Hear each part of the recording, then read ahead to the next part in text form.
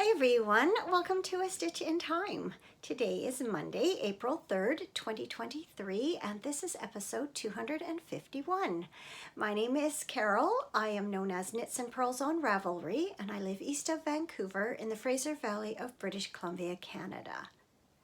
Listen, can you hear the silence? I am all alone in my house for an extended period of time for the first time in about a week. That is, unless someone unexpectedly shows up, like maybe the plumber who was supposed to come on Friday but didn't. But in the meantime, I am just reveling in the silence and enjoying my alone time. I hope you are all doing well and that you've had a good week. Despite being frequently surrounded by people, I have actually had a very good week with more leisure time than previously. So as a result, I have quite a few things to share with you today, including a couple of finished projects and several new cast-ons. But before I do that, I want to extend a special welcome to any new viewers. I know that some of you have found your way to me via Linda of the For the Fun of Knit YouTube channel. Linda lives not too far from me, probably about an hour's drive. She's closer to Vancouver than I am. And I became aware of her podcast a little while ago when she mentioned it in a comment on one of my videos.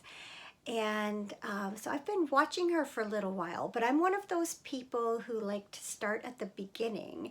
And so she started recording back around Christmas of 2019. And so far I'm still working my way through 2020, which just seems like a lifetime ago. But I did check out her latest episode and want to say thank you, Linda, for all of your kind words, and I would highly recommend checking her out. She has just a great energy and such enthusiasm for knitting, and I think she said she's also learning to spin. I'm not sure if she's in the process of moving to Spain or if she and her husband have just bought a place to spend winters in. I guess I will know that once I catch up to present day. Also, before I show you what I've been working on, I will have some winners to announce for the 2 make-alongs which are taking place in the A Stitch in Time podcast Ravelry group. The first of these is a year-long make-along, just a chatter thread, super easy to participate. It's called Another Year of Stash. All you have to do is just join in the conversation and show off the things that you are making from your stash this year. And the other make-along is a little bit more organized, or has a few more rules to it.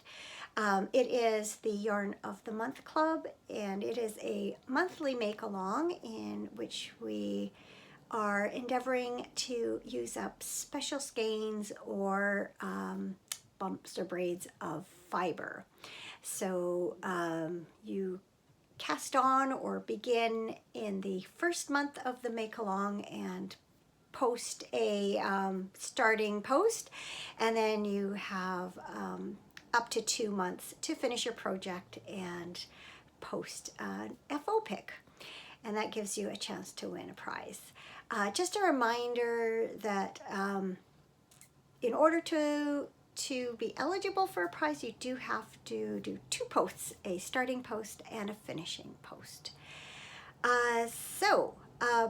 Winners of both make-alongs will win up to $20 US in patterns that are giftable on Ravelry.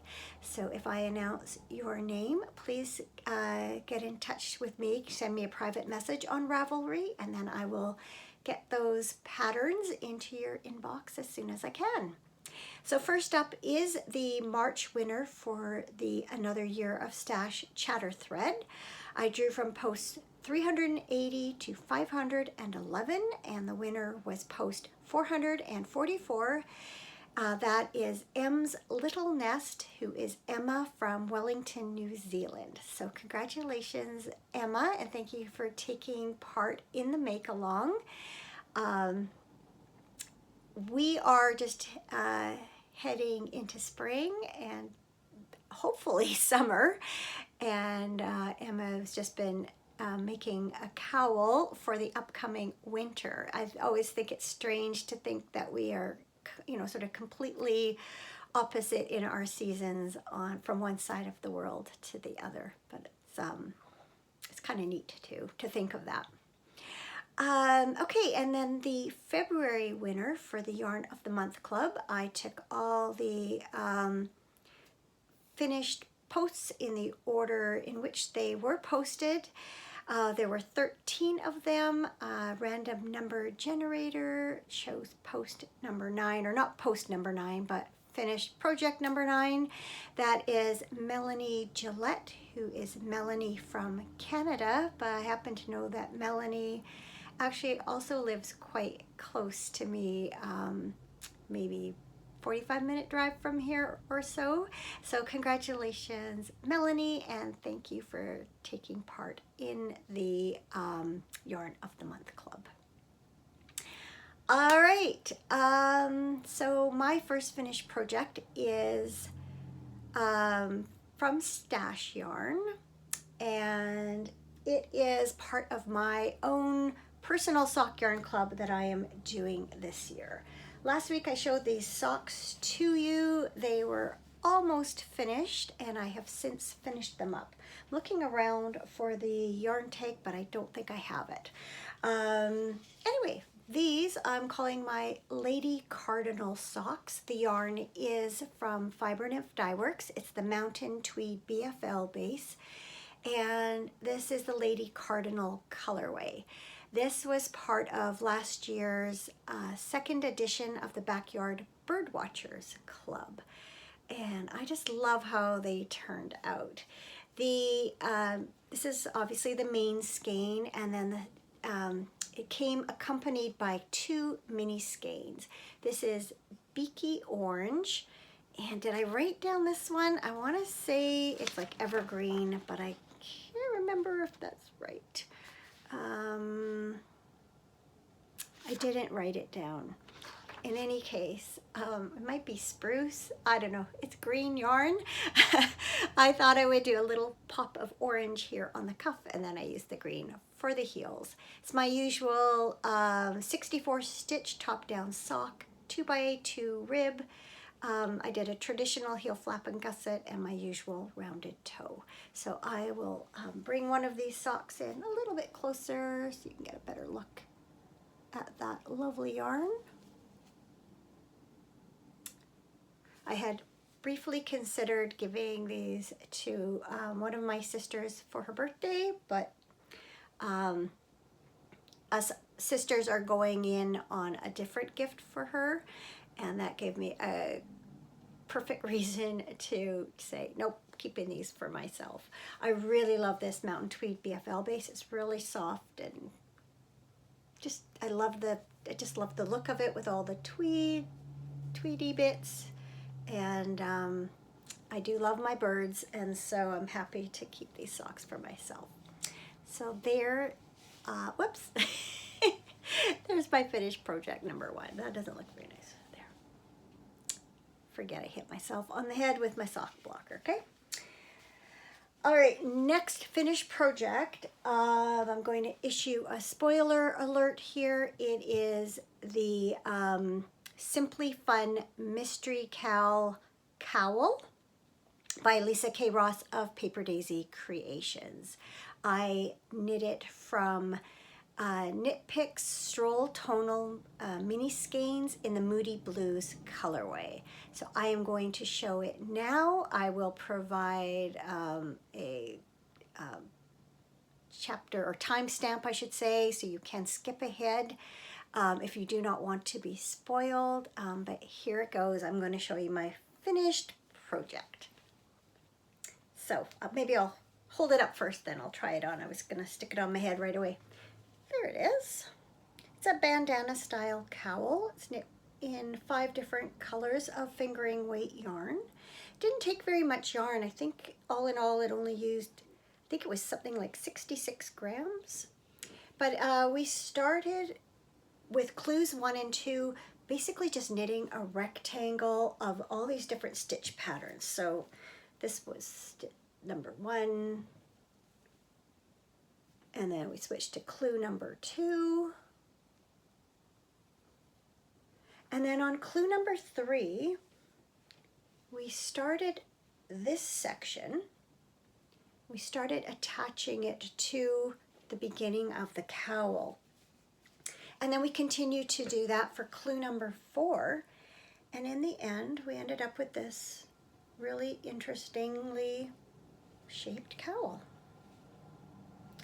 I'm going to bring this a little bit closer so you can see all the really nice colors, and then I'll try it on for you. It's actually showing up pretty well. A lot of my pictures in Ravelry, as I showed the various clues, they were kind of blown out and the lighting wasn't great, but the FO pics I put in there where I was wearing the cowl, they are more true to life, as is what you're seeing here.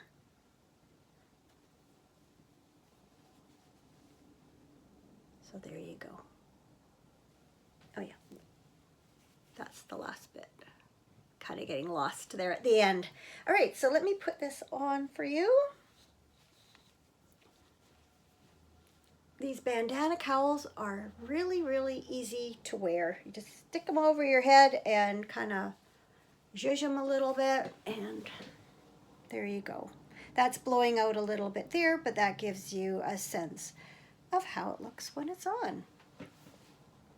So I would keep it on because it's a little bit cool, but I better not, because we're still in spoiler time frame. So I am going to reluctantly take this off. All right, that is it for finished projects, but I feel really good to get those completed. All right, so I finished my second pair of socks from my 2023 personal sock yarn club, and last episode I opened the yarn from bag number 3, and it was this really lovely skein from Sweet Fiber Yarns. This was part of the autumn sock club, fall 2022 sock club. So this is Super Sweet Sock, which is an 80% superwash merino and 20% nylon fingering weight yarn. And this colorway is called Autumn Day. So there's Sweet Fiber logo, and then the information. Can't tell if that's blurry or not. Hopefully you can see it. And Sweet Fiber is a fairly local to me dyer. So I couldn't decide whether I was just going to knit up a pair of plain stockinette socks from this yarn or use it for a patterned sock. And I ended up deciding to do a patterned sock. And I chose this one from this Handmade Life. They're called Cozy Autumn Socks. I'm just going to bring that in a little bit closer. I just thought it was just a great match of yarn and pattern. And they are a really simple lace sock. Very effective, but very simple to do. And I've put one of them on a sock blocker so you can see how they look. I did alter the ribbing a little bit. Well, first of all, I decided, instead of 2x2 rib, I'm just gonna do 1x1 twisted rib for a change. And then once I did it, and then I started knitting the pattern, and I thought, all the little ribbing areas didn't line up, and I just didn't like the way it looked. And then I realized that if I'd done 2x2 rib, it would have lined up better, but then even then it wasn't perfect. But I realized if I did knit 3, purl 2, but started with a purl 1, purl 1, knit 3, purl 2, knit 3 to the end of the thing, it actually lined up really nicely where the garter stitch areas are in between the lace patterns. And so I'm really happy with how the cuff ribbing kind of flows into the lace pattern. So that's 2 lace repeats, and I've done the same, same on the second sock. So happy with how those are turning out so far. I think that's just, like I say, just a great match of yarn and pattern. And just love that it's not too difficult. I can, watch TV and work on it. So I like those kind of pattern socks. Once upon a time, I did a lot more complicated patterned socks, and I just feel like those days are more or less behind me. I'm finding I just want my knitting to be simpler these days.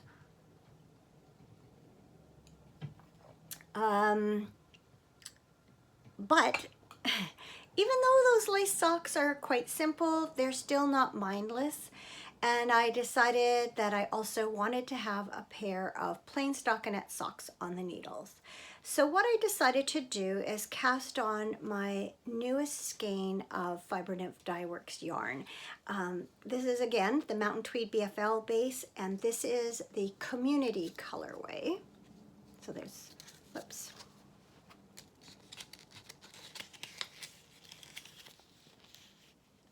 Fiber Nymph Dye Works. And there's the info. So this skein I received from participating in last year's Meomel, Make It Your Own Make Along. And if you used a minimum amount of Fiber Nymph Dye Works yarn in every quarter, you qualified for this special skein. And so I decided it was time to knit it up. And I've cast on and worked my way through 1 striping repeat. And once again, I have actually done the same on a second sock. So these are well on their way. These, there's no deadlines or anything for these. They are just to be worked on whenever I need a plain project. I'll work on these if I'm riding in the car or sometimes watching TV or on the phone or something like that. So love how these are turning out so far. And then I'm going to do, these again are my 64 stitch 2mm needles, plain vanilla sock. And I have this yarn from my holiday countdown collection from 2022, and it matches quite well. So I'm gonna do heels in this. I should mention that the Cozy Autumn socks are just a 60 stitch pattern, and this is a free pattern, by the way.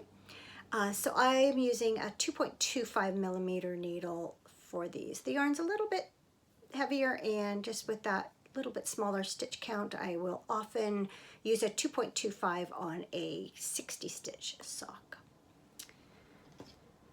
Of course, gauge is so, so personal that, you may need a 2.5mm needle where I need a 2. I tend to be a loose knitter, so I generally will go down in needle sizes. So I usually don't bother mentioning what size needle I'm using because, it may or may not be relevant to you. So I have begun my project for my April Yarn of the Month Club yarn, but I might be ripping it back and starting again. Let me explain.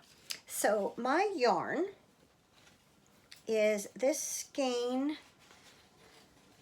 from what used to be called Caterpillar Green, but is now Gauge Dye Works. And this is the MCN fingering shawl striping yarn. So MCN Merino Cashmere Nylon, and this is the April Showers colorway. So I thought that would be appropriate for April.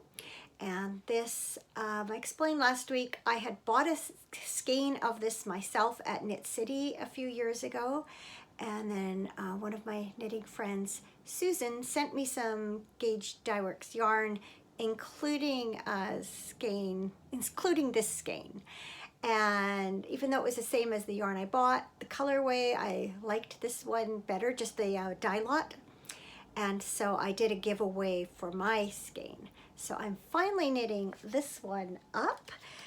And did a lot of thinking about what was the right pattern. The way they do the shawl stripes, the color repeats get longer and longer as you go through the skein, so that if you knit a shawl that gets bigger and bigger as you knit it, like a triangular shawl or a corner to corner triangular shawl or a crescent shaped shawl, the stripes grow.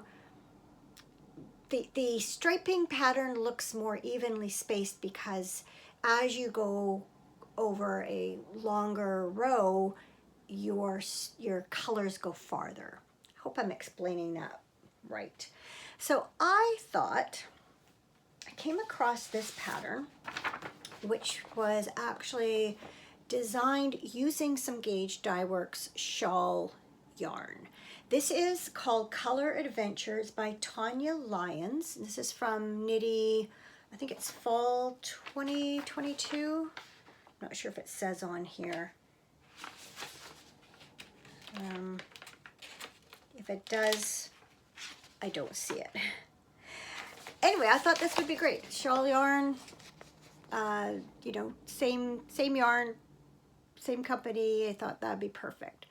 However, when I started knitting it, I realized that this yarn did not have as long color repeats as this particular colorway. So you see, as you know, even though these rows are shorter, they're still about the same width as these longer rows, and that's because the color repeats grow longer as the skein goes through, and then there's a really long repeat at the end in order to do this border. In any case, it wasn't working up, and this one, it has you change pattern stitches when you're changing colors, and I just really couldn't make it work. So I went back to Ravelry, and another pattern that I had favorited quite a long time ago, because I had seen a project done up in exactly the same yarn, was the Stormy Sky shawl, and that is by Life is Easy. So unfortunately, there's not a very good picture of it here. Let me come on this side. It's a very loose, open garter stitch and lace shawl. And I think it was Kathy G's project. I'll link it in the show notes. Use this yarn, and I thought it looked great. So I started this on the weekend, and I did a couple of pattern repeats, and I do like how it is working out so far. So this is it so far. So loving that very much. However, when I was doing up show notes this morning, this is also a free pattern, and I saw on the pattern page a link to another free pattern, which is the same shawl, but it's a crocheted version. And again, probably not the greatest picture. So it's more or less the same, only it's crocheted. And I have been itching to do a crochet project. And so I am going to take this out and try the crocheted version and see what I think. If I feel like it's something I can do, because I'm not a super duper crocheter. If I feel like I can do it and I like it, I'm going to instead do this shawl with the crocheted version. But if I try it and I don't like it, then I can always rip it out and then start this over. Because as you can see, it's not like I've put a lot of time into it yet. So I'm quite excited to be working on this. So from some quite old stash and just a special skein because of it being a gift from a friend. And finally, I cast on my Cullum Tea by Isabel Kramer. I talked about it last episode. I am making it from this Sweet Georgia Yarns Flaxen Silk Fine, which is a 65% silk, 35% linen blend. It's a fingering weight yarn, and this is the Cauldron colorway. So it's basically dark gray or black. And I will put a photo up here of the Cullum Tea because this is what my pattern looks like. I was running out of ink when I printed it off. So this is one of those patterns or sweaters that you start working on one shoulder on the back, then you start working on the other shoulder in the back, and then you join the two together and you work down the back to the bottom of the armhole. And then you pick up along each shoulder seam and work your front down until you're the same length as the back, join them in the round, and then, you know, work the body. And in this case, it doesn't have sleeves, just a little cap sleeve. So once you finish the body, all you do is a little bit of finishing around the neckband and then you're done. So I had done a gauge swatch for this. This is, the gauge is supposed to be 24 stitches, 32 rows for 4 inches. And I had gone down a couple needle sizes and I'd gotten gauge with a 3mm. However, I worked the entire back down to my bottom of my armhole, and when I laid it out and measured, I have come to realize that my gauge swatch lied. I think it's just, honestly, it's knitting it over a longer time, over a bigger surface area. My gauge just was loosened right up, and I'm closer to 22 stitches over 4 inches instead of 24. And over this many stitches is making a big difference. The pattern calls for approximately, I think it's let me just read it so I'm accurate here. You're supposed to have some positive ease. The sample says it was shown in size 36 3/4 inch with 2 3/4 inches of positive ease. That's 7 centimeters. So I had chosen the 38 3/4 inch size because I'm just around 36 inches in the bust. However, when I have sort of recalculated the stitches at my larger gauge, I am now going to knit the 34 3/4 inch size, which should knit up to somewhere around 37-ish inches. So it'll be much like the, no, that's not true. I'm knitting the smallest size, but it will give me closer to the desired size, which is somewhere around 38, 39 inches. It just makes that much difference over the whole sweater. So I'll end up with a sweater with positive ease, but not like inches and inches because I don't want that. Unfortunately, it means frogging all of this. You can imagine how not thrilling it is to knit this much stockinette stitch in plain black yarn. But even you can see though, if you put this up, you can just see how wide that neckline is, like compared to what I have and compared to how it's shown. So, you know, I know that I will be much happier with a sweater that is, you know, closer to the size I want.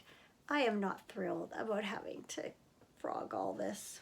Took a long time to knit that up, but rather have it right than carry on and then have a sweater I never wear. Just been through all that, right? The last couple episodes talking about that. So what's ahead for me this week is frogging that and starting over. I'm going to use the same needle because I actually quite like this gauge. You can see that, you know, you can see through it. I will obviously wear a camisole underneath it, but it'll be, you know, nice and airy for a nice casual summer top. So I think I'll be happy with it in the end. I just need to redo it. And I am not going down a needle size. 3mm is small enough.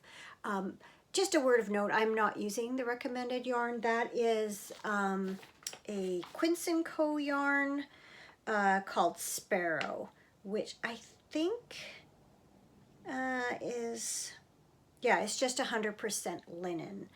And so, yeah, I am not using the recommended yarn, but I do think it will work fine with what I have. I just have to adjust my stitch number.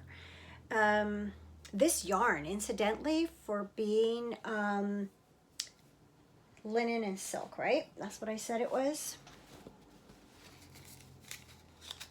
Yeah, 65% silk and 35% linen. It is really nice to work with. Often those non-wool fibers like cotton and linen and silk can be quite inelastic and quite harsh to knit. This is so soft, so nice to work with. I'm enjoying the actual knitting of it. Just not happy with the results. One thing though too that will give me a chance to adjust something is I wasn't really happy with my edges. You have a 4 stitches of knit 1 purl 1 rib along each edge of each sleeve. That side's not bad, but this side, I didn't like how loose my edge stitch was, and I don't know how well you're going to be able to see that in this light. But what I think I'm going to do on both of them now is slip the first stitch, and I also attempted to alternate skeins. I have 2 skeins of this yarn. They look very close, but you know, often it shows up in the knitting when they're not.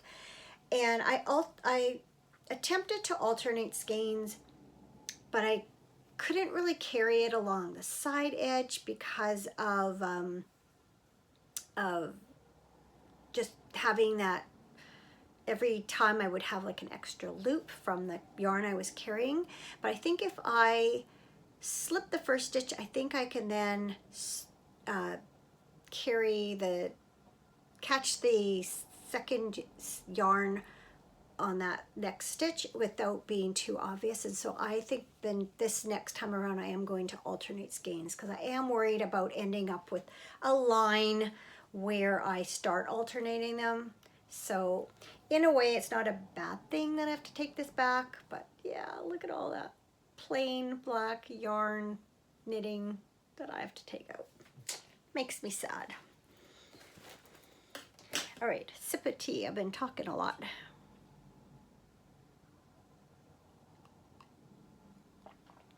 I did a little bit of paint by number this week. Had my grandchildren here. I'll talk a little bit more about that in a minute. Well, actually, I guess I can talk about it now and blend it in. Yeah, I had 4 out of 5 days last week. I looked after my younger granddaughter because it was spring break. And then one of those days I also had our grandson here. And I had picked up some crafts from the dollar store for our granddaughter to do. And so while she was doing those, we spent most of our time down in our family room while we had renovations going on, well, upstairs and downstairs, but mostly upstairs. And so while she was working on her things, I pulled out my paint by number that I started, I think back in 2021, or I think that's when I bought it anyway. It's this boat in a lake. I'm gonna put it up at the cabin when I'm finished. And I actually got quite a bit done. Got all the black done. And then I filled in a lot of this corner. So you can see there's the boat there. I haven't filled that part in yet. Lots of green. Started doing the brown here. And unfortunately, I learned that color 13 is all dried out. I think the lid had gotten left off it. And so I need to just find, pardon the siren. I'm gonna just look in like the dollar store or the craft store for an acrylic paint that is very close to the same color, and then I'll be able to do fill in that area, and then I'll move on. Haven't decided what to do yet. Part of me just thought about continuing all the sort of dark area up here and get that out of the way. But what I might do is switch to this or this, and then like kind of work in the four corners just so I won't get tired of all the same colors and stuff. So if I move to something like here, I can bring in some of those lighter greens and some blues, maybe go back to the dark and then go back to this. 'Cause I think this is gonna be probably most enjoyable just because of the colors and it's less fiddly. I don't know. But I do plan, I'd love to finish it this year. Don't know that I will. So I should mention that this, along with many of the other projects I showed you today, I am also making as part of the Soy Mel, which is taking place in the Fiber Nymph Dye Works group on Ravelry. So Lisa is hosting the Stop Shooting on Yourself make along this year, and it can be any craft. And the idea is that you work on things that you want to work on, not that you should do. Because many of us do get caught up in, oh, you know, I should be knitting some gifts instead of making something for myself, or, oh, I really love to cross stitch, but I never find the time. So I put that paint by number as one of the projects on my wish list. And I do enjoy it, and I really, even though you shouldn't say should do it, but I want to do it more often, and therefore I should. Besides watching the grandkids and doing quite a bit of crafting this week, I haven't done much else. Cameron and I did start watching the Men's World's Curling Championships over the weekend. They are being held in Ottawa, Ontario, Canada. So it's kind of neat that they're in Canada this year. Canada's 2-2 so far, and they have a game against Japan today, which I'm recording and will watch later. Thank you so much to all of you who did send good wishes Cameron's way. He is doing quite a bit better than a week ago, and definitely a lot better than 2 weeks ago. For those of you who are new, my husband had a medical emergency while we were in Las Vegas a couple of weeks ago and had to undergo a surgical procedure and spend a couple of nights in the hospital. But he went back to work last week. He had already planned to take Monday off, so he just had the 4 days and kind of eased himself back into work.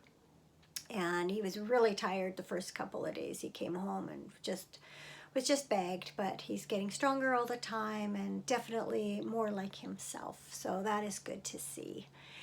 And then, of course, the story around here has been renovations, renovations, renovations. So we have now completed week 1 of our full-on kitchen renovation, and I can't believe how much things have changed in just a week.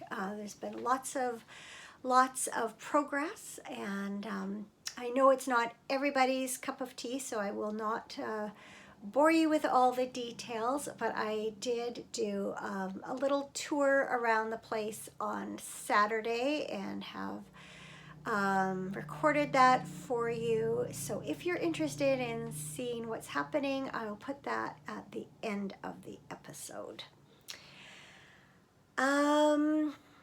So that just brings us to something good for this week, and it's something very good. I have a new great niece. My nephew and his wife gave birth to a little girl on Thursday, and Mom and baby are doing well, as is Dad, and it's just always so wonderful to welcome a new member of the family. So we're all very happy about that. I have not yet sewn the quilt that I am going to be making for a baby gift, but she's much too small to use it now anyway. So once our house is a little bit more back in order, then I'll start sewing that. Because of the renovations, things are still going to be up in the air for a few weeks. So I'm not sure exactly when I'm going to record next. Starting later this week, I am going to be doing some painting. So that is not painting pictures, but painting walls and ceilings and trim. So that's going to take some of my crafting time away. And then we're coming up on the Easter weekend. So I suspect that well, I don't want to guess. I may be able to record next week. I may not. But just if you're worried about missing an episode, be sure to hit the subscribe button and also the notifications, and then you'll know when a new episode pops up. So no matter how long it is, take care until then. Thank you so much, as always, for watching, and I hope to see you again very soon. Bye for now. Before we go into the kitchen, here's a look at the outside. You can see there is plastic extending into our living room area, and there's also this doorway with plastic that has a zipper running down the center, and that's how we get in. The plastic is just designed to keep as much drywall dust out of the rest of the house as possible. As you can imagine, it doesn't keep it all out. So yeah, let's step through this magic opening and I'll show you what's been done in the kitchen so far. So maybe I'll just start on that back wall. That is the dining room area. That's where I used to have a china cabinet that sat in the middle there. So you can see a lot of wiring's been done. There's going to be cupboards and shelves and a little bar area on that wall. So the hanging light has disappeared. We've now had our ceiling prepped for pot lights. And then the wiring that you can see there is for some lighting for the various shelves and cabinets. And there's also a plug there for a little mini fridge. So then there's our sliding patio door, and to the right of it used to be another door, which has now disappeared. We figured we really didn't need 2 doors leading out to the same deck and 4 feet apart. And so now we're going to have more cabinets and counter space there. This is the window that is over the sink, so I will continue to have my sink there and look out on our beautiful mountains while I do dishes, although the mountains are kind of covered with clouds at the moment. So then moving to the adjacent wall, That's where our stove and fridge go, and obviously more countertops, cabinets, all that. So the stove is moving over a little bit to the left of where it used to be. You can see the big plug there in the bottom center. So the plug is staying there, and you can obviously see where that square is where the stove used to be. So it's moving over to the left a little bit.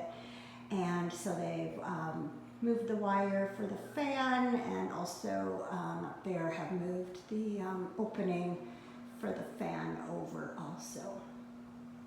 So then our fridge will go in that corner once again, and it's a 36 inch as opposed to a 33 inch. And so that little corner area is where the hot water heater pipe goes up out through the roof, and so they've made that little area to cover the pipe a bit smaller to accommodate the larger fridge.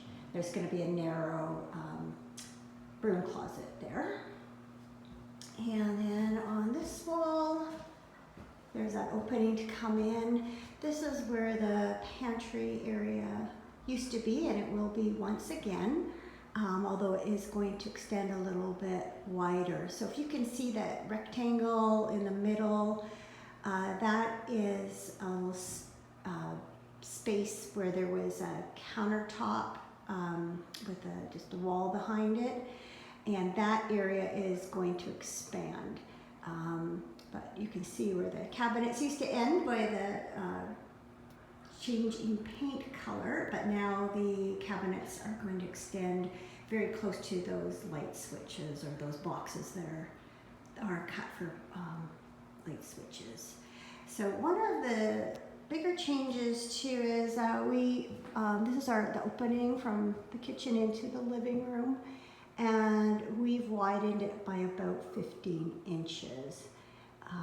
We had talked about going a bit wider than that, and then in the end, this is kind of how the design worked out. So they've cut that opening, had to put a header in there, reinforce it.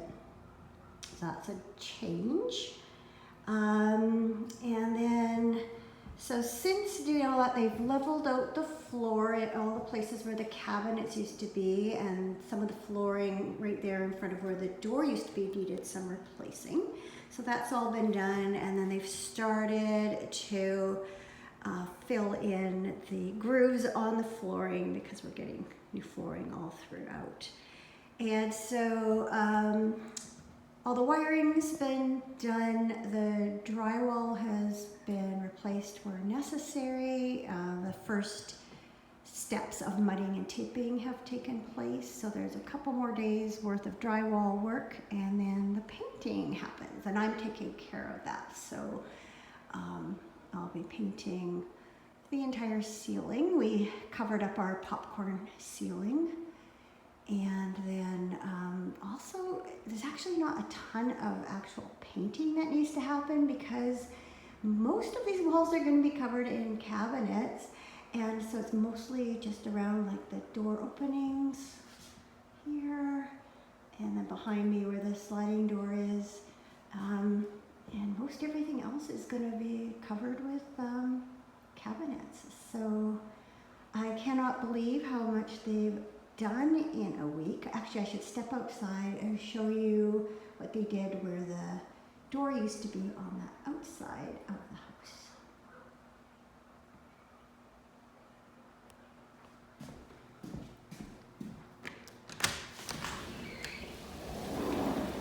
Okay, so we're stepping outside onto the deck and just spin you around.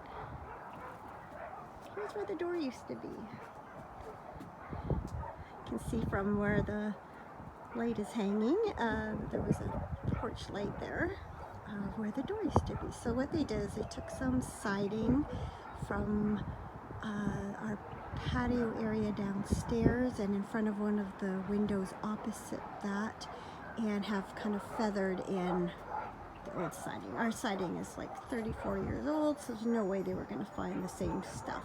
And so yeah, you can tell it's been patched and all that, but once this wall is all what do you call it, pressure washed and stuff. It should blend in even more. And I'll show you what they've done with our windows downstairs. So there you can see the area underneath the deck in our patio area. And then we have a matching window on this side of the house. And so it needs to be painted, but basically they've created this frame and some textured board to match the cone face on the window trim, and so I'll be painting those, and that should, you know, it's not ideal, but it at least looks better than mismatched siding or whatever. So I'll be painting that. Haven't decided yet if the center of that new area is going to be white or gray. I'm gonna do gray around it, and then I'll try it with white to match the siding, and if I don't like that, I'll make it all gray. So that is to be determined. I'm just going to go inside and show you one more area where they've been working. So this is our downstairs bathroom, and we've had an issue with freezing during the coldest part of the winter. Our cold water tap freezes periodically, and so that's originally, it froze and popped the line off, and we had a flood a few years ago. I think it was back in 2016, and it's just been getting colder over the winter ever since, and every year, once or twice, we have a period where we need to let the cold water kind of just drip continually to keep the pipes from freezing. So this all got cut open. They replaced the old copper pipes with PEX pipes, that's the plastic material, and then as you can see, it's been drywalled back in. So once this is all, the whole drywall process is finished, I'll just repaint that area, and we can put the toilet and sink back in.